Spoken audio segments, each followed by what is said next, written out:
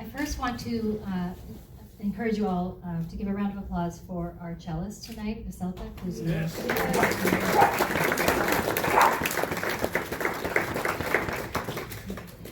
just so beautiful to have that music and so meaningful, as David said, adding many layers to the project. I'm thrilled tonight, and we're very honored to have here joining us from New York City, Olena Speranska and Artur Zgurov, and they're both going to share some background and information about this project. This particular iteration of the project here in Colorado Springs was initiated and coordinated with Colorado College alumnus Sergei Pohilko, who in the summer of 2022, this last summer, if you're keeping track, proposed to travel contemporary Ukrainian art to Colorado Springs with a goal of highlighting the artists and that are creating work, and also highlighting the response to Russia's war against Ukraine in that country. Sergei was born and currently lives and works in Kiev, where he is now in Ukraine. But he has connections to Colorado Springs, and you can't hear me, is that better? Thank you. And so actually Sergei and I were at Colorado College at the same time, but we did not know each other. But the connector of it all was Tim Boddington, and Tim had Sergei staying there while he was a student there on the scholarship. And as your applause demonstrates, Tim is a beloved arts champion here in our community, and he connected us and Goka, and thanks to Tim and Kate Boddington for generously providing support on so many levels, including bringing out our guests tonight.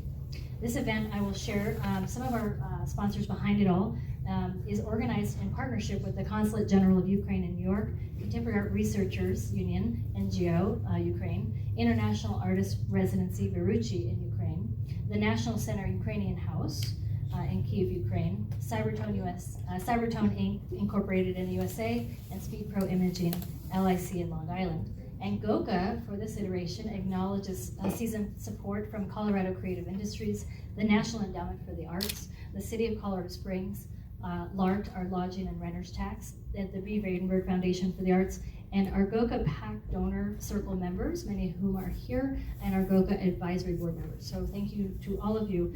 We do fundraise for 100% of the programs. Many have components of bringing artists here to the Springs area, and it's very important for us to be able to do that, and we truly couldn't do it without all that support, so thank you. I do want to quickly, oh, thank you, yes. Yeah.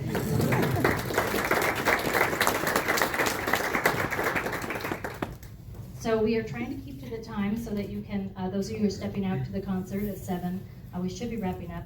I want to give thanks to my staff.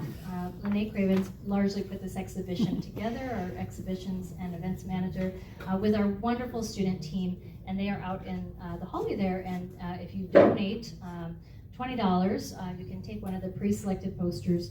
We are encouraging donations tonight, and there'll be more talk about that. So I'm going to go ahead now and introduce to you Olena Speranska, our exhibition curator, Director of International Contemporary Art Residency Program BIRUCHIY, and Vice President of the Ukrainian NGO Contemporary Art Researchers Union. Please a warm welcome for Olena Speranska. Thank you very much, Daisy.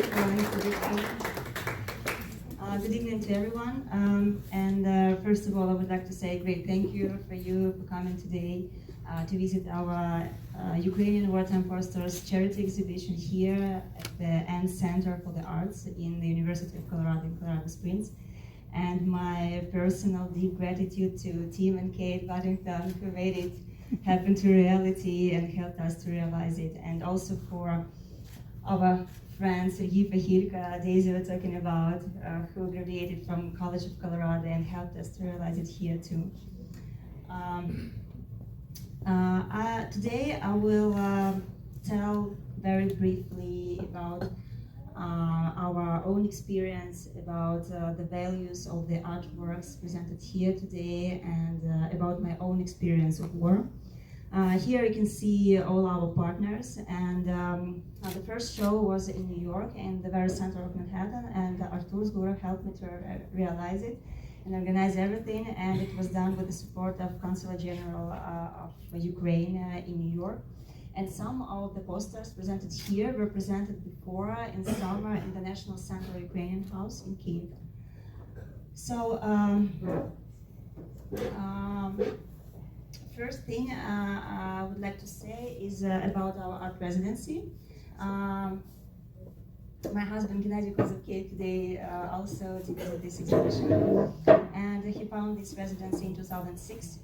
And during 17 years of the existence of our art residency, it's united more than 300 artists from 19 countries worldwide, and even from Russia, because we had very close connection with the Rodchenko School of Photography and Multimedia, and we worked closely with the students because our main mission of the art residency was to unite a different generation, to unite the artists very experienced and well-known with the young and talented, and join them together. Here you can see the landscape of our art residency located in Ukraine. It's the Sea of Azov, and all this territory now is under occupation by the Russian Federation.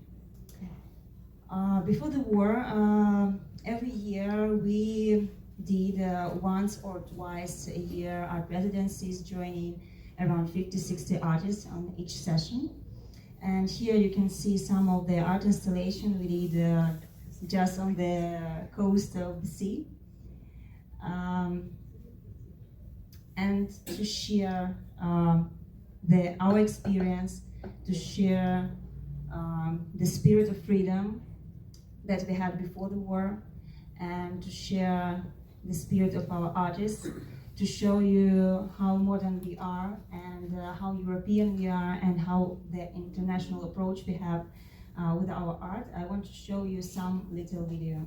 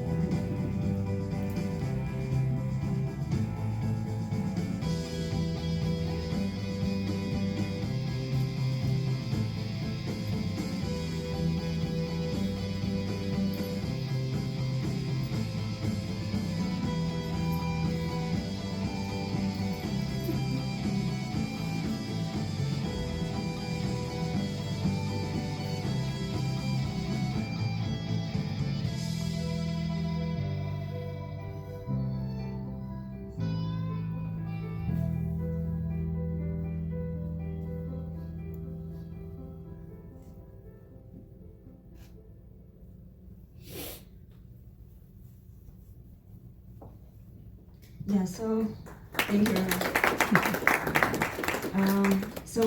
This movie, this short promotional movie, was done in 2014 because it's the year of the war actually started in Ukraine, because it started from the invasion to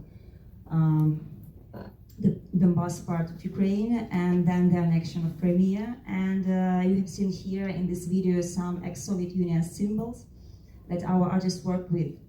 So it's a very sensitive and cruel topic for us. We are working with till that year, and before the full-scale invasion on February 24, we tried to work with the Russian artists and invite them to participate in our projects, to have a dialogue between the countries. But then we understand that it doesn't work, and we should not do it, and we are fully separated. Good. Yeah. Here, I want to show you that we had a possibility with our own resources and the resources of our sponsorship to build a modern gallery and the very end of Azovian Sea on BIRUCHIY Peninsula. It was built in 2016, absolutely modern gallery with a daylight and with cross-section and solar factor used. It was created by Kharkiv School of Architecture, and we built it in 2016 and realized lots of art exhibition there since that time. Only 1 year we did not organize art residency, it was 2020, because of the pandemic, we just had no possibility to do it. As of our activities in Ukraine, every year we do issue a catalog or a book dedicated to our projects, and we try to fix all the artworks created during a year. And we have connection with the National Library of Yaroslav Mudry in Kiev, and they have a program of international book sharing. And last year we have presented more than 1,000 books to the library, and now they are shared through all the Ukrainian representatives in Europe and even in the United States. Also, on BIRUCHIY Art Residency, we have our own music laboratory. So we work with the sound, with the modern technologies, and every year we do issue music CD as well. Also in Ukraine, we had experience to issue our own contemporary art magazine, same name, BIRUCHIY. I was doing it from A to Z, you know, at the full-time job all the time. And it was also dedicated to contemporary Ukrainian art. Being a part of the huge community, which unites different generations, different styles, different types of art and media. We got a huge experience doing different art exhibitions in the national centers in Ukraine and in Europe. Here I made just very briefly to show you how our art exhibition had looked like in the National Center, Mistetsky Arsenal, and in Kyiv Art Week. And we did huge exhibition in Lviv in 2018. Then in 2019 we did art residency in Montenegro, and in Cetin, it's the old capital of Montenegro, we did a huge exhibition of Ukrainian artists connected with the Balkanian countries, and it was shown in the National Museum of Montenegro. Just before the war, we did our last residency in Shargorod. It's a very little city near Vinnytsia in Ukraine. And also a part of my professional activities that if you work with art, you have to write about art. So from time to time, I have some publications in professional Ukrainian art media as well. But it was our last residency, and then we started to work with the catalogs, making plans for the future. But on February 24th, everything changed, and the war started. As we were prepared before, and we had lots of media information, lots of information were broadcast on TV and on the radio. We have packed all our luggage before, and we escaped on February 24th at 5 a.m. and the war started at 4 a.m. in Hostomel airport, where the biggest plane of Ukraine, Mia, was destroyed. And then in April, I don't know who did this video, I just found it, and I apologize that it's not in very good quality, but I found it because it has also in English text. I want to show you my city, how it had a look in April.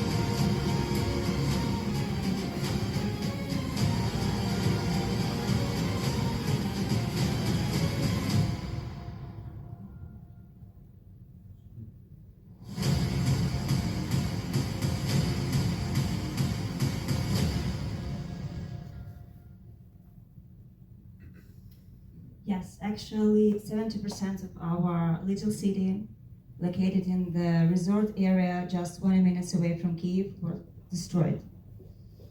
And my personal experience is that I found out that I have no place to come back with my family when I saw on TV news my home, which was destroyed, and the area around it. It's just in front of our building. And it was a school my son visited and played soccer outside. And then our friends came to our home because we had no ability to come there. And we saw that a missile came to my kids' room and destroyed it fully. Actually, I'm showing you right now the pictures of my own home, my coat, my shoes, and everything, which is destroyed. During that time, we came to Transcarpathia. It was the quietest place in Ukraine. We spent there 1.5 months, and actually when the war started we didn't know what to do and how to react and how to feel ourselves in the new world.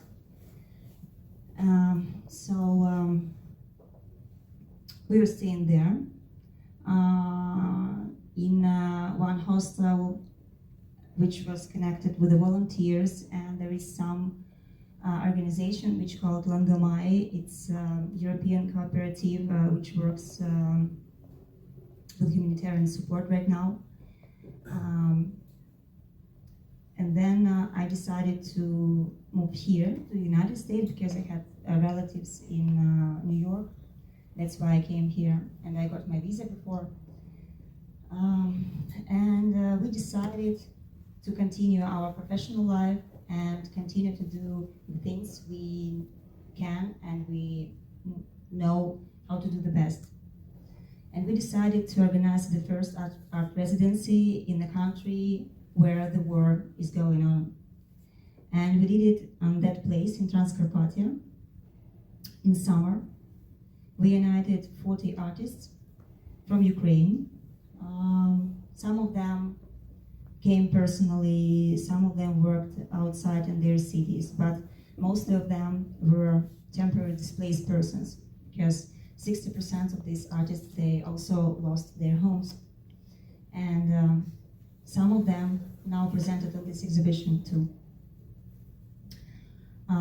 Then we made an art exhibition there in Khust, in Transcarpathia. It was presented in Culture House.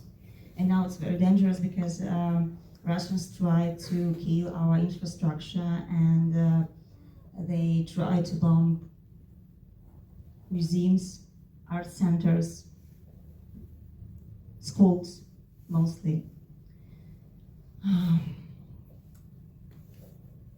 And after it, we moved to Poland and did there the huge exhibition in the very center of Warsaw. I will show you a little video about it.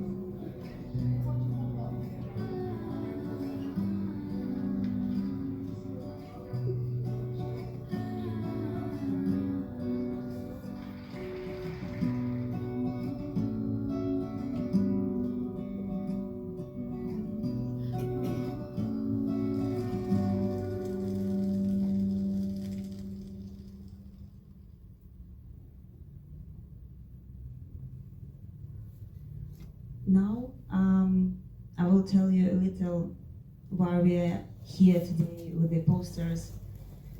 because when we finished our residency and did this exhibition in Warsaw, I started to think about what we can do here in the United States and what to show and how to work with Russian propaganda. And I remembered my first experience, because when the war started and we came to host, the first thing I did, it was war exhibition in Akaki Posters Museum in Japan. They contacted me directly, and I did the first online exhibition there. And then we did 8 exhibitions in Ukraine, in the city of Zaporizhia. Now it's mostly under attack. We are doing it outside, outdoor of the tourist center of culture in Zaporizhia, and local Department of Culture supports us much and helps to realize these projects. So 8 art exhibitions of posters we have done for today, and even before we started to do art exhibition in Manhattan, we did some protests using our art posters, but Artur will tell more about it. And then we did the first our exhibition at the end of September in gallery in Manhattan. It was just for one-day event, but we tried to do it the best we can. It was not easy, but using all our knowledges, experience, and all our tour connections he got during last time, it happened, really. And now, very briefly, I want to present the artists who participated today in this art exhibition. First is Nastya Hidayenko. She's a web designer who started to work with art after the beginning of the war, and her artworks were presented, a little of them, in the National Center Ukrainian House in Kyiv in summer. Alexander Grechov, you also see his artworks today. He works with mostly with the digital design, and here is presented his famous series Shevchenko Quantum Leap. It was created in 2014 at the beginning of the war in Donbass. And I took it here because I think it's really actual for today. Mykola Honcharov, it's our close friend and artist who is mostly works with the posters since the beginning of war in 2014. And it's happened that now he's in hospital, and we're trying to help him. And actually, all money we collect, we have divided. Some part we send to artists to support them, and some to Nizhny Maternity Hospital. Zakhenty Harbyov is a digital designer. He owns Red Dot prize. It's the biggest prize for web designers in the world, and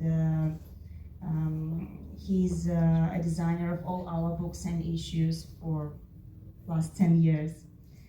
Katya Lisova presented here by the posters with a national embroidery on the back of destroyed Ukrainian cities. Dasha Podoltseva here presented with her art posters, mostly to show cruel impact of the war. Alexei Sai is maybe mostly experienced artist presented here, as he works in both in digital and visual arts, oil canvas, all the media available, and now he was represented in Davos with his movie, and also his movie was broadcasted in the Ukrainian Institute in New York. Nikita Shirimov, a young artist from Kharkiv, and he is now located there. He decided not to move, and he stays there till today. And Nikita Titov, also our artist who works mostly with the posters, and he's famous in Ukraine because he reacts very quickly for all the actions happened in the war. And Albina Yeloza, she is author who works mostly with religious topics. Some of her artworks also presented here. And now I would like to present my colleague, Artur Zgurov, who is a leader of anti-war movement in New York. It's the person who did all the protests during last 8 months, in spite of any weather, in spite of his personal things or how he feels himself. So he's doing real serious things, and now he will make a short presentation. Briefly, he will explain about his movement, about our mutual cooperation, and you will like it.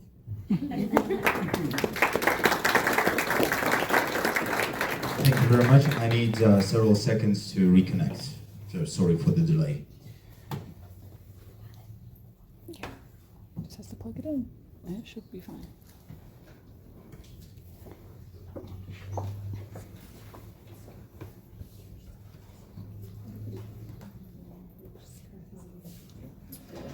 Good evening, ladies and gentlemen.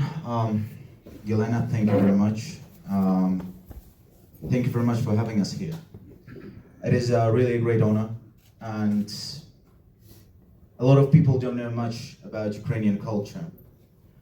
And it's basically our mission as Ukrainians to spread the word and to explain that Ukrainian culture is as well and as modern, as contemporary as probably any other culture.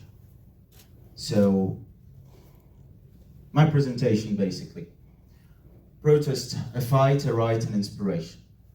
Why protest? It happened to be that from 24th of February, accidentally, I became a leader of pro-Ukrainian protests in New York.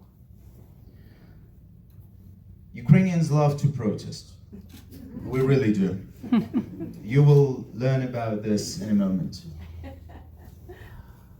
I would like to start with a quote of Leonardo da Vinci. Nothing strengthens authority so much as silence. It is a bitter truth that when people silence, those who have power gain more power.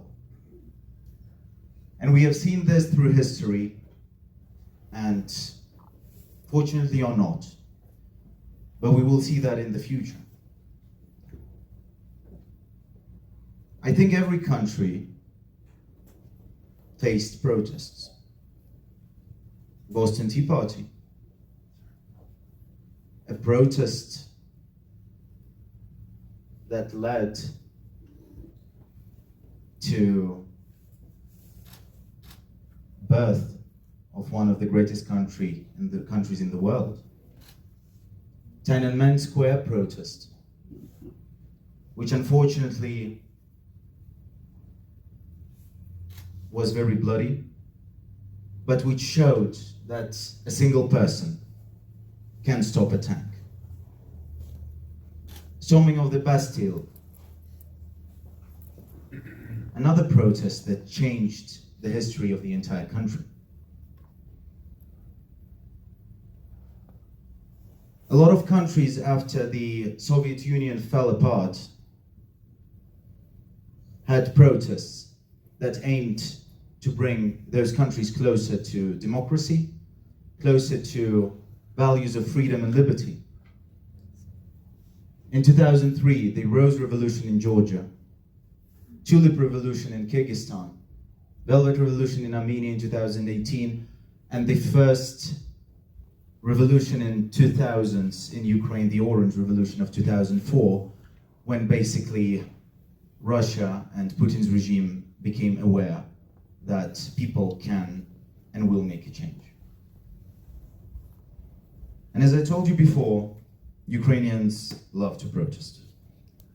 So these probably are 4 most prominent protests in the modern history of Ukraine.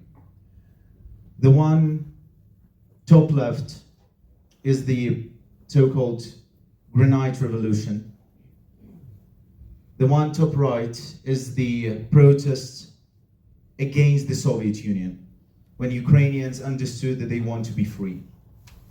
2004, protest against Putin-installed puppet regime of Yanukovych, which brings us to 2014, the Revolution of Dignity. The revolution that changed Ukraine forever, that had started the madness of one person, which annexed Crimea and started war in Donbass, which consequently, unfortunately, brought us to whatever we have today, the full-scale invasion. On the 24th of February, I still remember the day, basically the night. 23rd of February in New York City, we were having a very peaceful evening, and then we realized that Putin was about to give a speech. That speech was short, horrifying.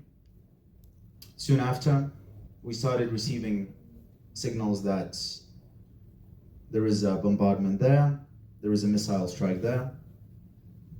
We never slept the night, but the very next day, the top right corner, it's me facing backwards. First protest in New York. Thousands of people. Everyone knew that we cannot remain silent. Everyone knew that we had to do something. And basically it was the thing that we had to do, and we did. We protested. And as you can see, it was not the only protest. The protest against rapes in front of the UN, the protest to save Mariupol, the city that was seized and that was protected by our soldiers for days and weeks. They stayed without water on the Azovstal plant, with civilians protecting them with their own lives. A protest on Times Square, I think the largest one, there were thousands of people. That's not the first one, by the way. Another one, Times Square. And the protest to cover Ukrainian sky with the umbrellas. That's why I'm saying protest is as well not only reflection, not only a right, not only a demand, but it is an art. An art to bring your thought to people, for them to understand, for them to realize, and for them to feel. Art should comfort the disturbed and disturb the comfortable. Banksy. Yes? When people of different mindset, people of different cultural or emotional background, look at the same picture or look at the same event, they have different experiences. Some people, taking a look at the posters, those that are a reflection of whatever is going on in Ukraine, feel the pain, feel the sorrow. Some of them look at the posters and realize that they are not forgotten. Different perspective, different feelings. Pablo Picasso, Guernica. You all know this painting, and you know the history. A reflection made by one of the greatest artists, depicting those atrocities and horrible things that were brought to the city. Those bombardments, those casualties, those deaths. Still reminds us about the horrible things that humans can do to humans. War.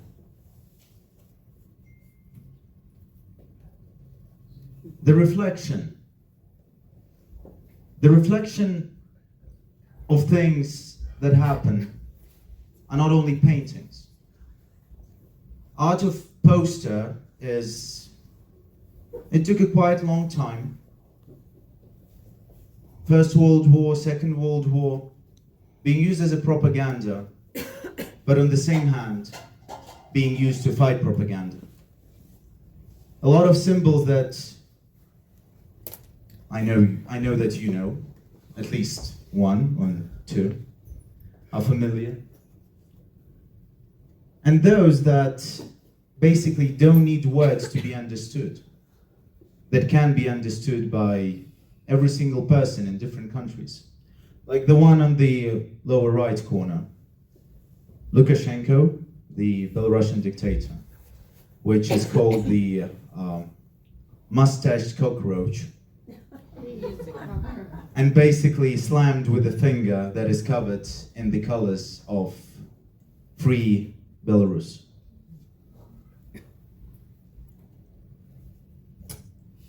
The Ukrainian posters. That's true that, coincidental things are not coincidental at all. We've met with Olena during one of the protests, and she told what she does, and it inspired me a lot. I understood that those things, posters, will talk to people without words. And they do. I mean, basically, we all understand what's going on, well, except for the red one, but that's another story. And they really bring that reflection and those emotions to people's hearts, making people understand another meaning, making people feel emotions of other people, and making people realize that other people are grateful. Like Ukrainians are very grateful to the people of the United States for support. And Ukrainians are fighting for the liberty and stand for the liberty today the same way Americans did centuries ago. And to finish, may we think of freedom not as the right to do as we please, but as the opportunity to do what is right. Today we fight for our freedom. Today we fight for our values, but at the same time, we fight for the values of the future, because there can be no future without freedom and liberty. Thank you.